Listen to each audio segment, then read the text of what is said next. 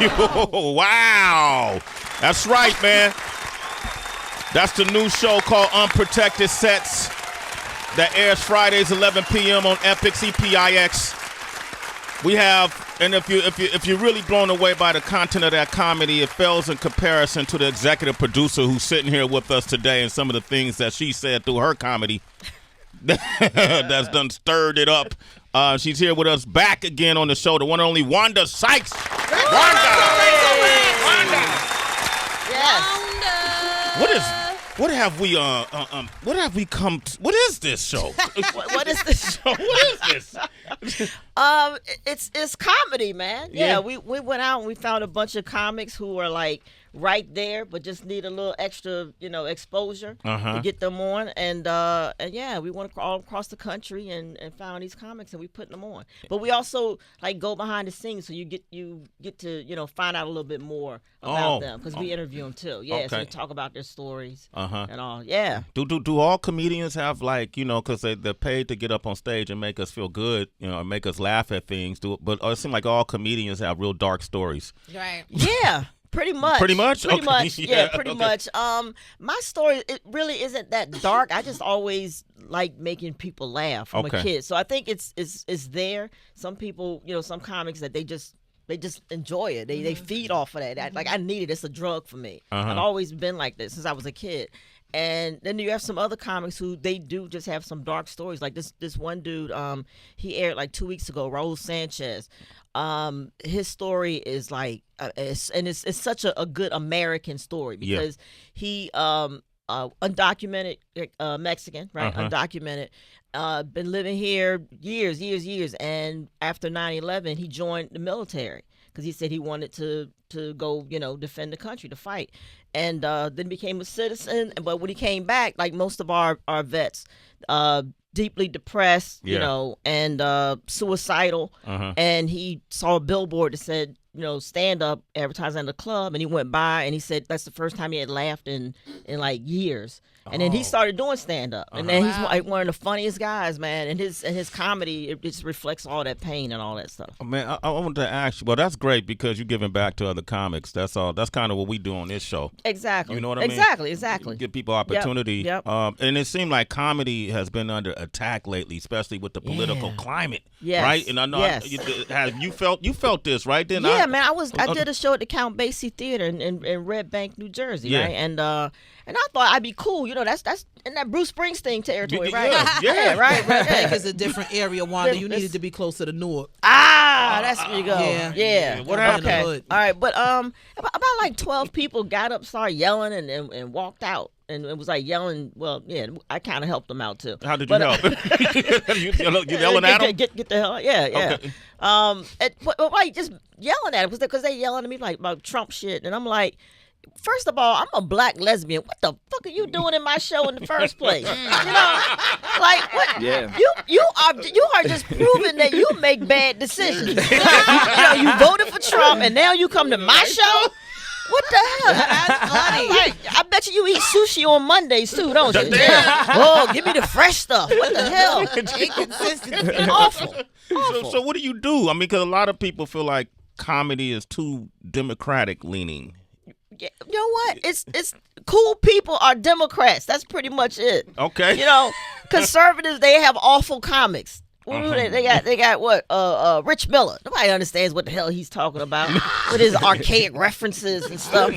But I'm sorry, cool people are Democrats. So comedy leans towards Democrats, the liberal. Beef is so dope. Comedy beef is different than hip hop beef. Me and Sway discovered that a couple of weeks ago. Y'all beef different than comedy. How's our beef? What's our beef? More realer, like just straight up to the face. Hip hop beef lasts about 24 hours, 3 days tops. Right. Y'all comedians be like, fuck that. Like, your shit is corny and it sticks. Yeah, we kind of go in.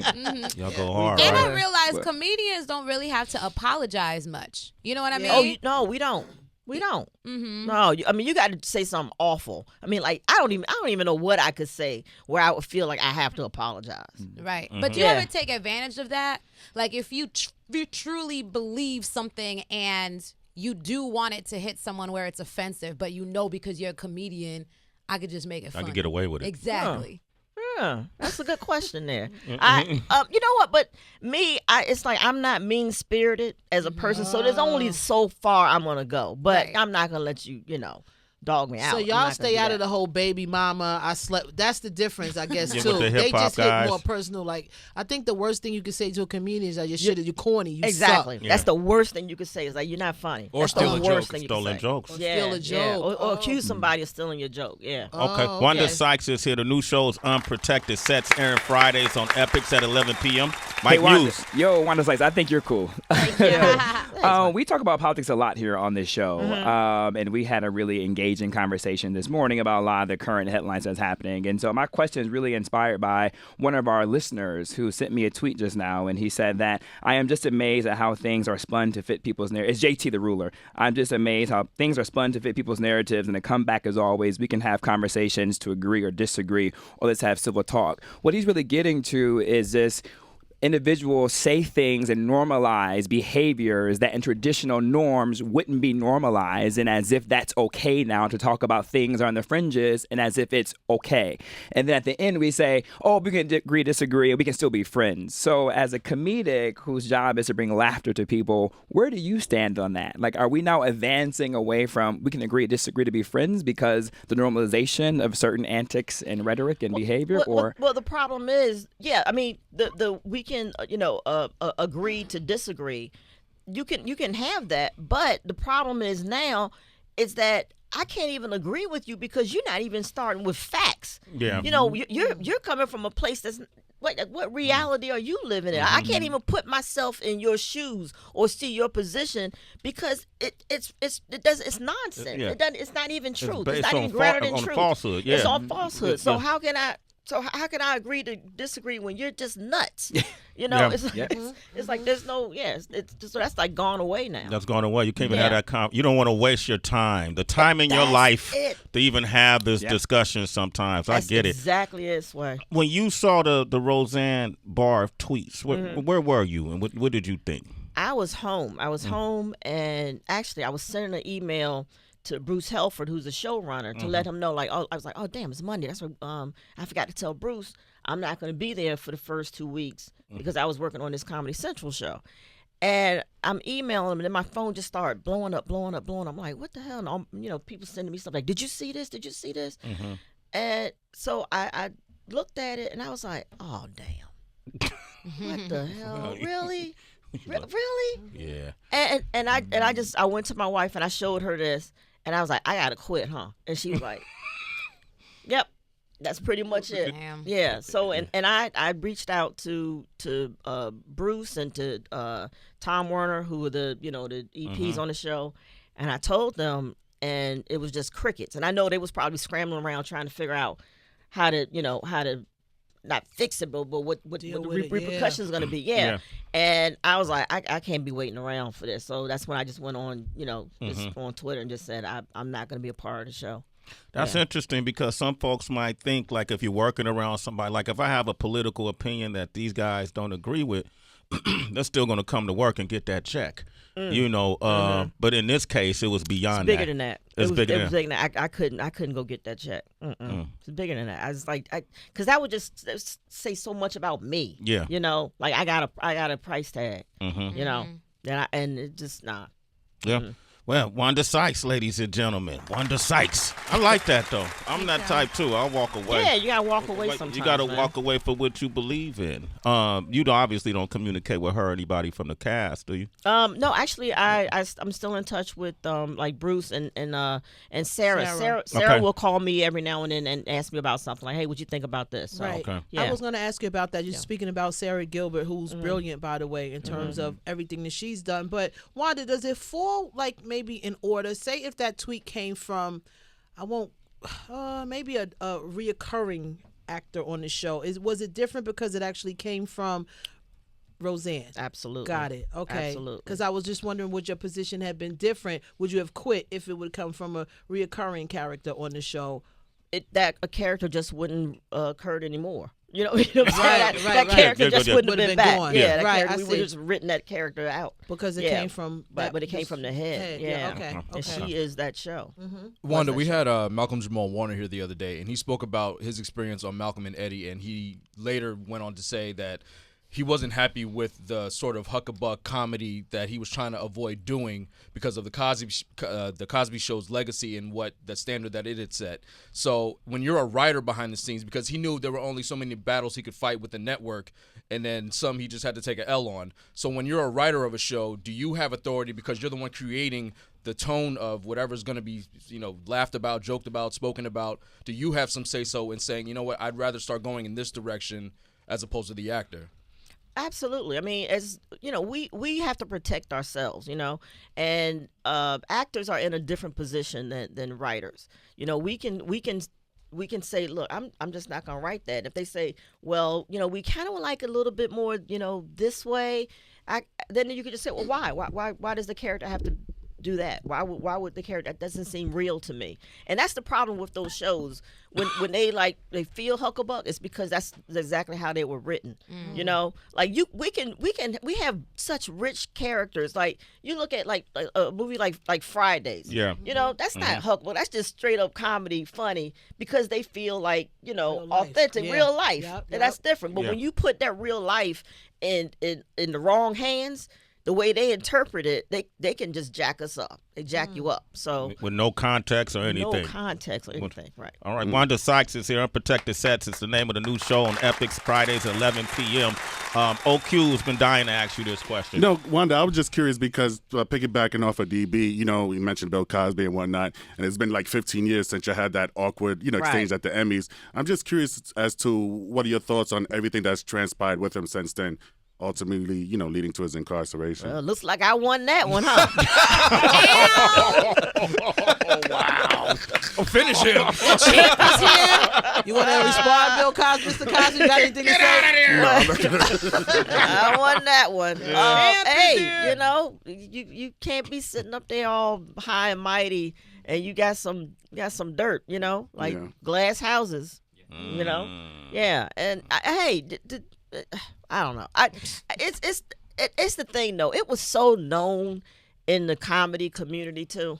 Was it? it? Yeah, man. There was so many jokes out there and everything. Like, I don't know, like they would say, like Spelman and Morehouse. They called them the schools that Cosby built. Really? Because they would say he sent all his side kids. Yeah. That's what It they was say. like that. It was all kind of Damn. I like how Wanda's telling that punchline. She's still giving us punchlines, too. Yeah. That's how to be professional, right? Yo. But, I know people feel bad for him because he, old man in prison, whatever. I'm like, should have called him earlier. Our fault.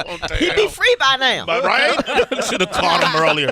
Yo. Why am I laughing at that? Wait, hold up. I don't want to laugh at that. That's All so right. funny and smart. Okay. All right, Ronnie Chanel is on the line from Detroit. Ronnie, what up, man? Say hello Talk to about Wanda it, Sykes. Ronnie. Good morning. How y'all doing today? Doing What's okay. good? Wanda Sykes here. Good morning. Yes, good morning, Wanda. I'm so excited to talk to you. I am Ronnie Chanel from Detroit, up-and-coming comedian. I've been doing my thing for about 4 years now. Been all over. I got so much drive and the hustle. I go everywhere. So a lot of places I go for free just to get on the stage. And I wanted to know if there's any advice that you can give me to give me that push to the next level. It sounds like you're doing it. You're doing the right thing. You're out there. You're hustling. You're doing shows for free just to get that stage time. That's like so important. Like, because this comedy is the only job that you learn on the job. Like, seriously. Like, there's no book. There's no You just gotta do it. Sure. So what's your name again? Ronnie Chanel. Ronnie Chanel. Okay, I'm gonna look out for you. All right. Please. I'm coming to Sway's competition next week or November. Oh, wow. November 9th. Yeah, Wanda. And if you're in let me look. Wanda's on the Oh Well Comedy Tour. So this Friday she'll be at the Ulster Performing Arts Center in Kingston, New York. Saturday at the Cruz Hines Theater in Syracuse. on the 1st of November, FM Kirby Center in Pennsylvania. Wilkes-Barre, Pennsylvania, and then on the 2nd, back in Jersey in Inglewood. Yeah, and the 3rd is Music Center at Strathmore in Maryland, and the 4th at the Grand Wilmington in Delaware. So on the 9th, when we have our live broadcast from Caroline's and we're showcasing our comics, maybe Wanda will be in town and she could stop by the show. When is that? The 9th? The 9th. Okay.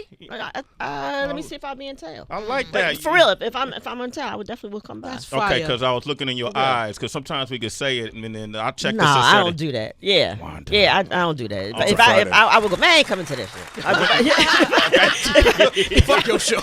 Man, I ain't coming to that shit. Yeah. All right, cool. Hey, Ronnie Chanel, But say, I will, if I'm in town, Yo, probably I'll that's be funny there. as Okay. hell, Wanda. I ain't coming to that shit. Okay. Fuck out of here, Sway. That bullshit. You can try to ask me on air. Yeah. I gotta say yeah. You saw that, right? I was trying to, and I promoted her tour just to kind of Yeah, you soften gave her me up. a nice. That was Walk up nice. the date. Yeah, right? Yep, Okay, that's because we family. Yep. Wanda, congratulations on continued success. Yes. Thank you, brother. You know we're allies. We rock with you. Absolutely. Okay. Absolutely. All right. That's Absolutely. Wanda Sykes, ladies and gentlemen. You can follow her on social media too. At is that I am Wanda Sykes? Yep. Okay, and then make sure you check out Unprotected Sets airing Fridays at 11 p.m. on Epix EPIX.